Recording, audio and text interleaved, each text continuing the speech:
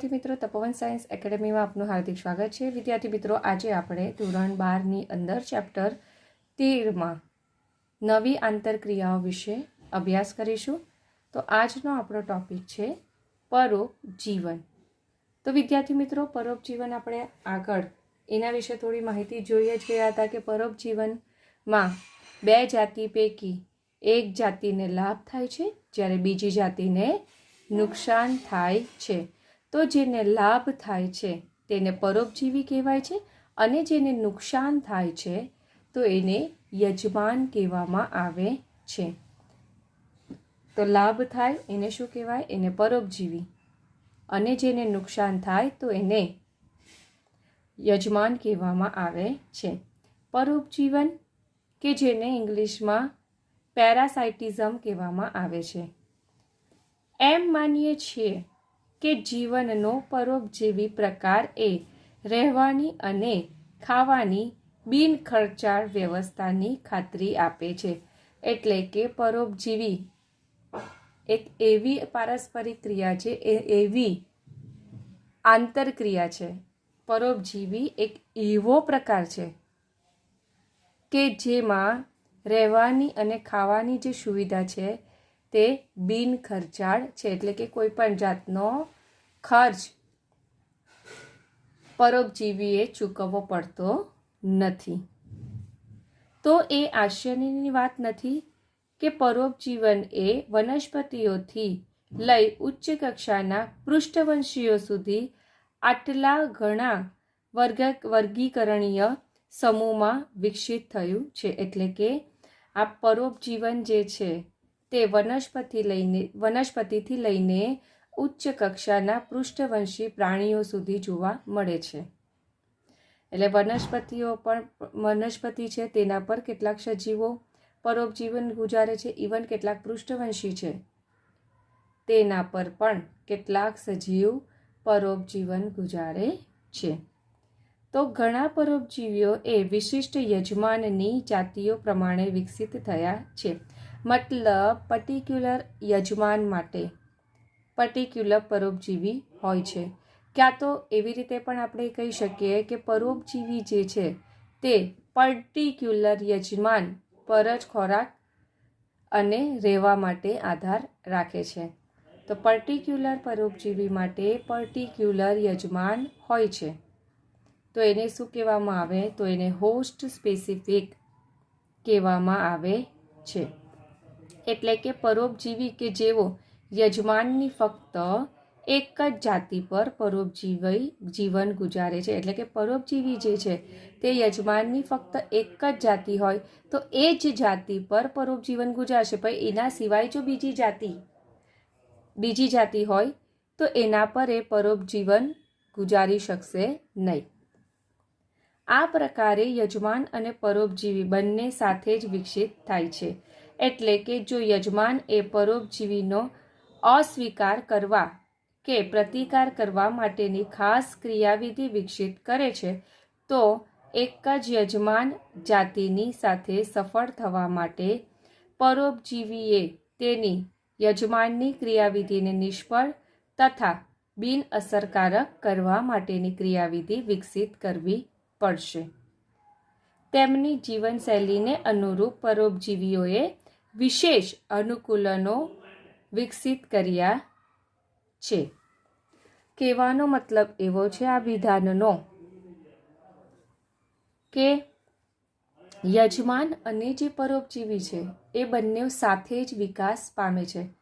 યજમાન જેમ જેમ વૃદ્ધિ પામશે તેમ તેમ એની સાથે પરોપજીવી પણ વૃદ્ધિ પામે છે। પણ જો યજમાન બહુ સક્રિય હોય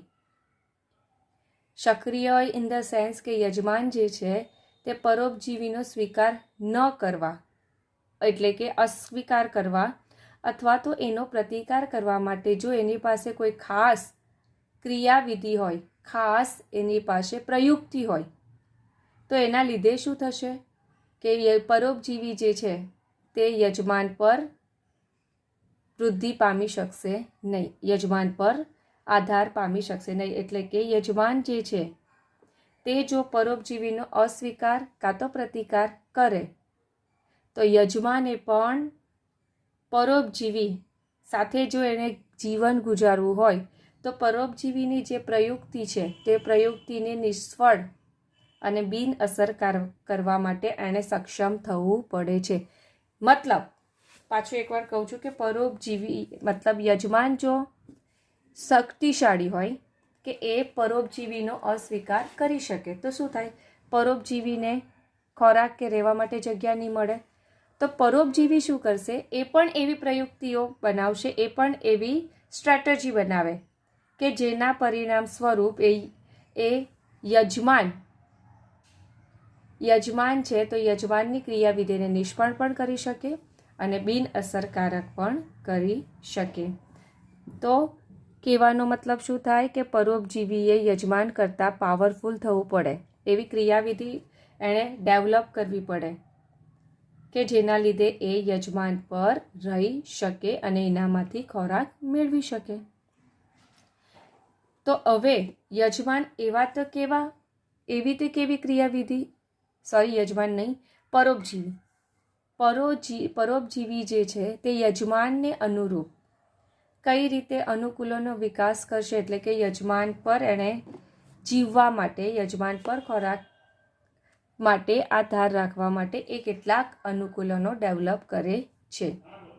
તો એ અનુકૂલનો કયા છે તે જોઈએ કે જેમ કે જરૂર ન હોય તેવા સંવેદી અંગો ગુમાવવા, એટલે કે પરોપજીવીને જો સંવેદી અંગની જરૂર ન હશે તો એ ગુમાવી દેશે, જેના લીધે એ યજમાન પર સરળતાથી રહી શકશે. એટલે કે બિનજરૂરી સંવેદી અંગો એ ગુમાવી દે. એણે પરોપજીવી બનવું છે ને, તે પરોપજીવીઓએ યજમાન છે તો યજમાન પર આધાર રાખવા માટે કેટલાક અનુકૂલનો સાધવા પડે. તે અનુકૂલનો પૈકી પહેલું અનુકૂલન છે કે સંવેદી અંગ ગુમાવી દેશે. ત્યારબાદ યજમાનથી ચોંટી રહેવા માટે ગુંદરીય અંગો કે ચૂષકોની હાજરી જોવા મળશે. હવે સ્વાભાવિક જ છે, પરોપજીવીને યજમાનમાંથી ખોરાક મેળવવો છે, રહેવું છે, તો એણે યજમાન સાથે ચોંટી રહેવું ખૂબ જરૂરી છે. તો પરોપજીવી શું કરશે કે યજમાન સાથે એને ચોંટી રહેવું છે, એની સાથે જોડાઈ રહેવું છે, તો એ ગુંદરીય અંગો ક્યાં તો ચૂષકો બનાવશે, એટલે કે એનામાં યજમાન છે એની સાથે એને ચોંટી રહેવા માટે જે પરોપજીવી છે તો પરોપજીવીઓ ગુંદરીય અંગો બનાવશે, ક્યાં તો એનામાં ચૂષકો જોવા મળશે. ચાલો ત્યારબાદ હવે આગળ જોઈએ કે બીજા અનુકૂલન પૈકી એનામાં પાચનતંત્રનો લોપ હશે, એટલે કે પરોપજીવી છે તેનામાં પાચનતંત્રનો અભાવ હશે. ઉચ્ચ પ્રજનન ક્ષમતા, એની જે પરોપજીવી છે તો પરોપજીવીની પ્રજનન ક્ષમતા કેવી હશે, ઉચ્ચ હશે, એટલે કે એને શું કહેવાય તો હાઈ રિપ્રોડક્ટિવ કેપેસિટી કહેવામાં આવે છે.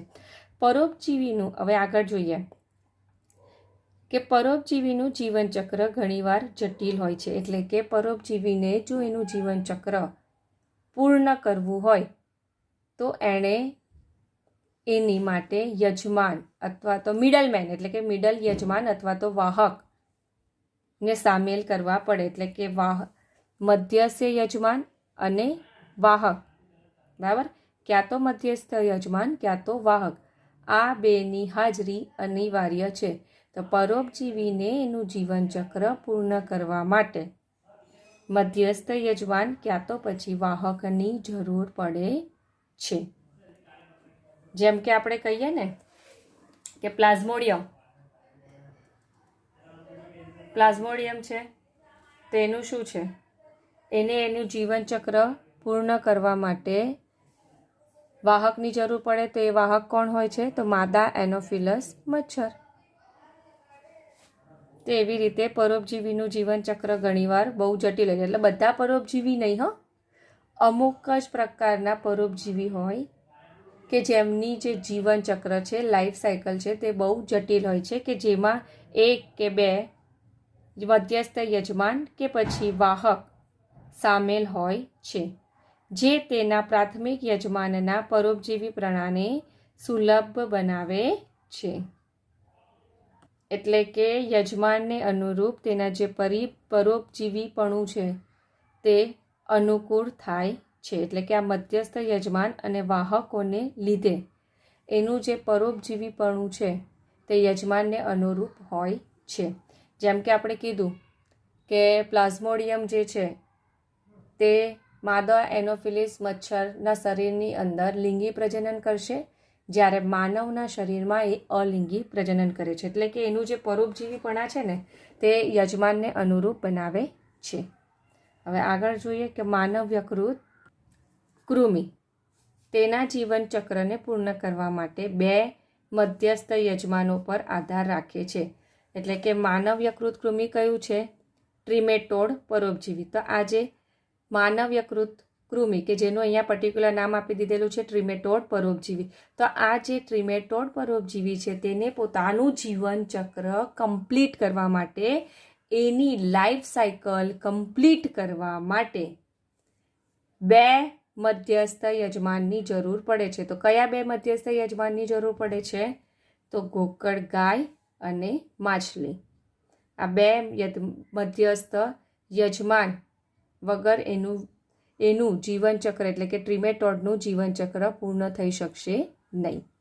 તો આ ભલે બ્રેકેટમાં આપેલું છે, તમારે પણ મધ્યસ્થ યજમાનના નામ એક્ઝામ માટે યાદ રાખવાના. ઇવન માનવ યકૃત કૃમિનું પણ અહીંયા ટ્રિમેટોડ નામ આપેલું છે તે પણ યાદ રાખવાનું. 1 માર્ક્સમાં ક્વેશ્ચનમાં ઇવન નીટ માટે પણ ઇમ્પોર્ટન્ટ છે અને બોર્ડ માટે પણ ઇમ્પોર્ટન્ટ છે. હવે આપણે વાત કરીએ મેલેરિયા.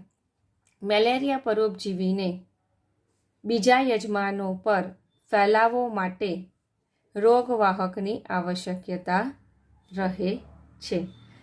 એટલે કે મેલેરિયા માટે જે જવાબદાર પ્રજીવ છે, જેમ કે પ્લાઝ્મોડિયમ પ્રજીવ, તો એ જે પ્લાઝ્મોડિયમ પ્રજીવ છે તેને શું કહેવાશે? પરોપજીવી કહેવામાં આવે છે. તો એ પરોપજીવીને એનો ફેલાવો કરવો છે, તો ફેલાવો કરવા માટે એને રોગવાહક એટલે કે મચ્છરની જરૂર પડે છે. બરાબર? એટલે કે મેલેરિયાનો જે પ્રજીવ છે તે પ્રજીવને મેલેરિયાનો ફેલાવો કરવા માટે એને રોગવાહક એટલે કે વેક્ટરની જરૂર પડે છે. તો એ વેક્ટર કયો છે? તો માદા એનોફિલસ મચ્છર. તો આવી રીતે મોટાભાગના જે પરોપજીવી છે તે યજમાનને નુકસાન પહોંચાડે છે. સ્વાભાવિક છે, પ્રજીવ આપણા શરીરમાં દાખલ થાય છે, આપણા શરીરમાં દાખલ થઈને અલિંગી પ્રજનન કરે તો આપણા રક્તકણ છે, ત્યારબાદ યકૃત કોષો છે તેને નુકસાન પહોંચાડે છે ને. એ યકૃત કોષો છે, રક્તકણ છે જેમાંથી પોષણ મેળવે છે અને પોષણ મેળવીને શું કરશે? વૃદ્ધિ પામશે, પ્રજનન કરશે અને આખા શરીરમાં રોગનો ફેલાવો કરે છે. તો મોટાભાગના પરોપજીવી એવા જ હોય છે કે જે યજમાનને નુકસાન પહોંચાડે છે. તેઓ યજમાનની ઉત્તરજીવિતતા, વૃદ્ધિ અને પ્રજનનમાં ઘટાડો કરી શકે છે તથા તેની વસ્તી ગીચતાને પણ ઘટાડી શકે છે. એટલે કે પરોપજીવી જો યજમાન પર ખોરાક માટે આધાર રાખે તો યજમાનને નુકસાન થાય છે. તો એના પરિણામ સ્વરૂપ શું થશે? યજમાન છે તો યજમાનનું આયુષ્ય પણ ઘટી શકે છે, એની વૃદ્ધિ ક્ષમતા પણ ઘટી શકે છે, ઇવન એની પ્રજનન ક્ષમતા પણ ઘટી જાય છે. અને એના પરિણામે શું થશે કે એની વસ્તી ગીચતા એટલે કે એનું પ્રમાણ, જે યજમાન છે તો યજમાનની વસ્તી ઓછી થતી જાય છે, કારણ કે એમની ઉત્તરજીવિતતા, એમનું આયુષ્ય જોતું થતું જાય તો એના લીધે યજમાનનું પ્રમાણ ઓછું થતું જાય છે. ઇવન તેઓ યજમાનને શારીરિક રીતે કમજોર બનાવીને પરભક્ષણ માટે વધુ અસુરક્ષિત બનાવી શકે છે. એટલે કે તેઓ શું કરે છે? યજમાનને શારીરિક રીતે કમજોર કરી નાખે. જેમ કે ધારો કે આપણને મેલેરિયા થાય તો આપણને શું થાય? આપણે શારીરિક રીતે ફિટ હોતા નથી, આપણને વીકનેસ લાગે, તાવ આવે. તો એના લીધે શું થશે? જે યજમાન જે છે તે કમજોર થઈ જાય અને કમજોર હોવાને લીધે એ પરભક્ષણનો શિકાર થઈ શકે છે. એટલે કે એ પરભક્ષી જે છે તે યજમાનનો શિકાર સરળતાથી કરી શકે છે, એને ખાઈ જાય છે. કારણ કે યજમાન એ પ્રતિકાર જ નહીં આપશે, બિચારો કમજોર હોય છે, એકને એક જગ્યા પર પડી રહે, એ હલનચલન પણ માંડ કરી શકે. તો પરભક્ષીને તો ફાવટ આવી ગઈ, એને બહુ ભાગવું નહીં પડશે, એ સરળતાથી એનો શિકાર કરી લેશે. શું તમે એવું માનો છો કે એક આદર્શ પરોપજીવી એ યજમાનને હાનિ પહોંચાડ્યા સિવાય વૃદ્ધિ પામવા માટે સક્ષમ હોઈ શકે? એવું તો આપણે માનવું બહુ અઘરું છે કે યજમાન જે છે પરોપજીવી જે છે તે યજમાનને હાનિ પહોંચાડ્યા વગર રહી જ નથી શકશું, રહી જ નહીં શકે, બરાબર ને? એવું માનવું બહુ અઘરું છે. ત્યારે પ્રાકૃતિક પસંદગીના આવા સંપૂર્ણ રીતે હાનિકારક પરોપજીવોનો વિકાસ શા માટે નથી કર્યો? મતલબ કે બધા જ પૃથ્વી પર બધા જ પરોપજીવો કેમ નથી જોવા મળતા? અમુક સહપરોપકારિતા જોવા મળે છે, અમુક સહભોજિતા જોવા મળે છે, તો એ બધા જોવા મળે છે ને. બધા જ પરોપજીવીઓ અત્યારે તો યજમાનની વસ્તી એક ટાઈમ એવો આવશે કે યજમાન બિચારા વિલુપ્ત થઈ જશે અને સાથે સાથે પરોપજીવી પણ મરી જશે. કારણ કે યજમાન જ નહીં હોય તો એ ખોરાક ક્યાંથી મેળવશે, અને ખોરાક નહીં મળશે તો એ પણ જીવી કેવી રીતે શકે? યજમાન સજીવની બાહ્ય સપાટી પર આહાર પૂર્તિ માટે આધાર રાખતા પરોપજીવીઓને બાહ્ય પરોપજીવી કહેવામાં આવે છે. મતલબ કેટલાક પરોપજીવી એવા હોય કે જે આપણા શરીરની બહાર રહીને ખોરાક ચૂસે છે અથવા તો ખોરાક મેળવે છે. તો એવા પરોપજીવી કે જે યજમાનના શરીરની અંદર નહીં જતા, યજમાનના શરીરની બહારની સપાટી પર રહે છે અને પોતાનો ખોરાક મેળવે છે, તો એવા પ્રકારના પરોપજીવીને બાહ્ય પરોપજીવી કહેવામાં આવે છે. તો અહીંયા તમને બાહ્ય પરોપજીવીનું એક્ઝામ્પલ આપેલું છે કે મનુષ્ય પર જૂનો સમૂહ અને કૂતરાઓ પર જોવા મળતી બગાઈઓ. તો જૂ સ્વાભાવિક છે આપણા વાળમાં થાય છે ને, તે શું કરે છે? આપણું લોહી ચૂસે છે અને ખોરાક મેળવે છે. તો આવી રીતે આપણા શરીરની બાહ્ય સપાટી પર રહીને પોતાનો ખોરાક મેળવે છે. તો બાહ્ય પરોપજીવીના ઉદાહરણ કેટલા છે અહીંયા આપેલા? 2. કયા? મનુષ્ય પર જોવા મળતી જૂ અને કૂતરા પર જોવા મળતી બગાઈઓ કે જેને ટિક્સ પણ કહેવામાં આવે છે, અને જૂ કે જેને લાઈસ કહેવામાં આવે છે. ચાલો હજુ આગળ આપણે જોઈએ બાહ્ય પરોપજીવીના એક્ઝામ્પલ કે ઘણું સામુદ્રિક માછલીઓ બાહ્ય પરોપજીવી અરિત્રપાદ દ્વારા અસરગ્રસ્ત થાય છે. એટલે કે સમુદ્રમાં જોવા મળતી કેટલીક માછલીઓ કે જેમના શરીરની સપાટી પર આ અરિત્રપાદ એ પ્રાણીનું નામ છે. તો આ જે અરિત્રપાદ કે જેને કોપેપોડ્સ પણ કહેવામાં આવે છે, તો આ જે અરિત્રપાદ છે તે સમુદ્રમાં જોવા મળતી જે માછલીઓ છે તેના પર બાહ્ય પરોપજીવી જીવન ગુજારે છે, એમને અસરગ્રસ્ત કરે છે. તો અહીંયા યજમાન કોણ થશે?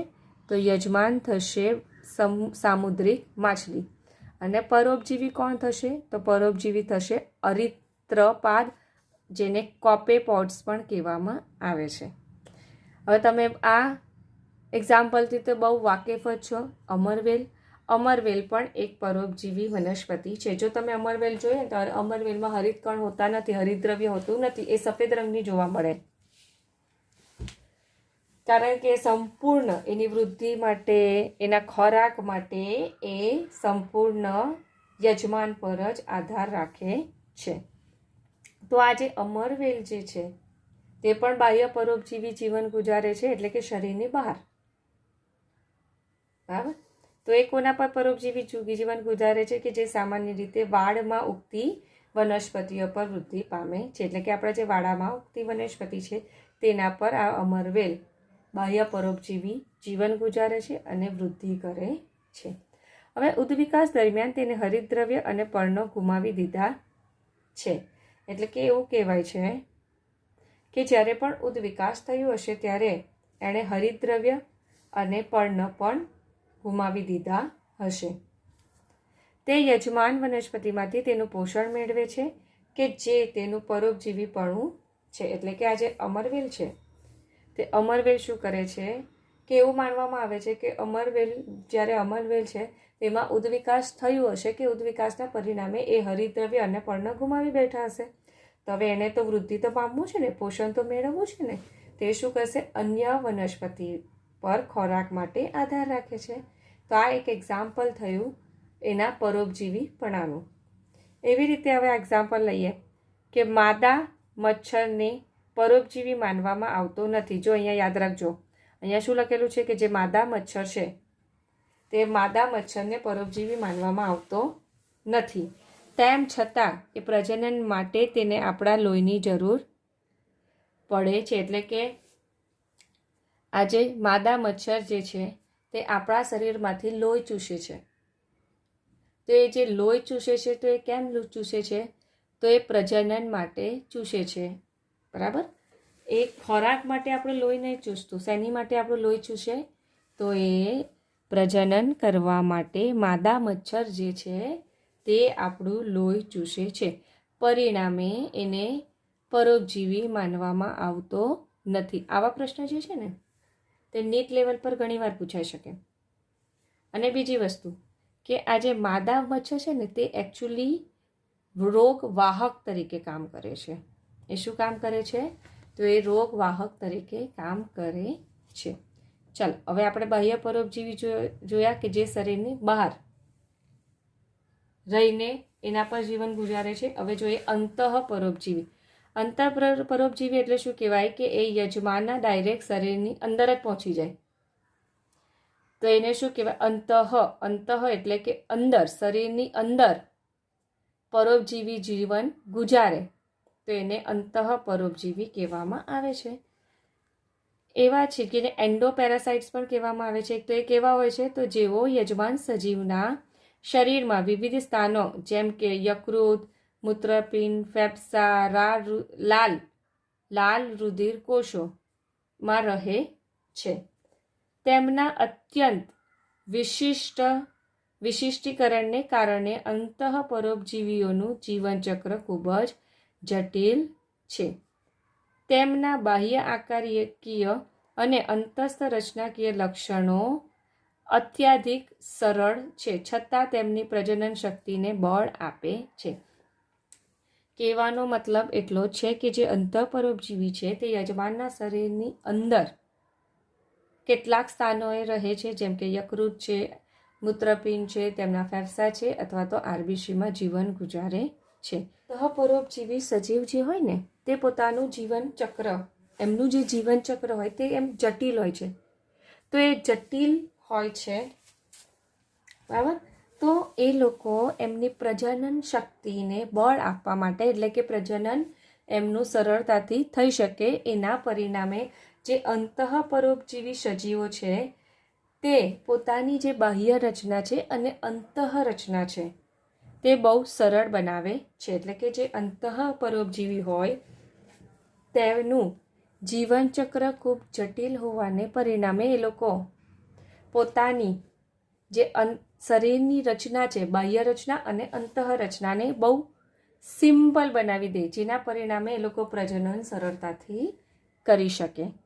ચાલો હવે આગળ કેટલાક એક્ઝામ્પલ જોઈએ કે પક્ષીઓમાં અંડ પરોપજીવન એ પરોપજીવનનું રસપ્રદ ઉદાહરણ છે. તમે જાણો છો કે ઈંડા મૂકે કોણ અને સેવે કોણ? તે પણ એક પ્રકારનું પરોપજીવીનું એક્ઝામ્પલ છે. તો એમાં શું થાય છે કે જેમાં પરોપજીવી પક્ષીઓ પોતાના ઈંડા તેના યજમાનના માળામાં મૂકે છે અને યજમાનને એ ઈંડા સેવા દે છે. ઉદ્વિકાસની પ્રક્રિયા દરમિયાન પરોપજીવીના ઈંડા કદ અને રંગમાં યજમાનના ઈંડાની સાથે મળતા આવે છે.